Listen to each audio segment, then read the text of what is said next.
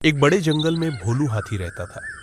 भोलू अपनी ताकत के लिए नहीं, बल्कि अपनी अच्छाई और भोलापन के लिए जाना जाता था।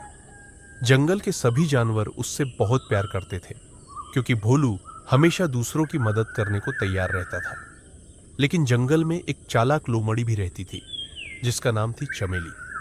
चमेली को अपनी चालाकियों पर बहुत गर्व था और वह हमेशा दूसरों को बेवकूफ बनाने का मौका ढूंढती रहती थी।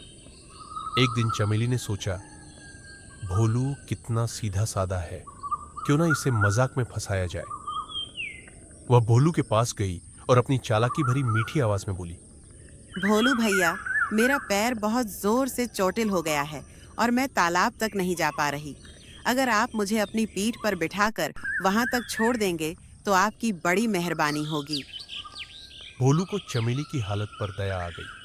तुम चिंता मत करो चमेली, मैं तुम्हें तालाब तक जरूर ले जाऊंगा। भोलू ने चमेली को अपनी बड़ी पीठ पर बिठा लिया और धीरे धीरे तालाब की ओर चल पड़ा। रास्ते भर चमेली अपनी चालाकी पर मुस्कुरा रही थी। उसने सोचा कि भोलू को बेवकूफ बनाना कितना आसान था। जब वे तालाब के पास पहुंचे तो चमेली ने जोर से ठाका लगाया और बोली, हाहा, भोलू भैया, तुम कितने भोले हो। मेरा पैर तो बिल्कुल ठीक है। मैंने तो तुम्हें बस बेवकूफ बनाया। देखो कैसे तुम मेरी बातों में आ गए।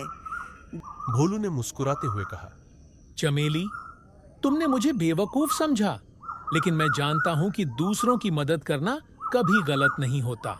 अगर तुमने चालाकी दिखाई तो मैंने दया और करुणा दिखाई, और सच तो यह है कि दिल की अच्छाई ही सच्ची ताकत होती। भोलू की ये बात सुनकर चमेली शर्मिंदा हो गई। उसे एहसास हुआ कि दूसरों को मूर्ख बनाना कभी भी सच्ची खुशी नहीं देता।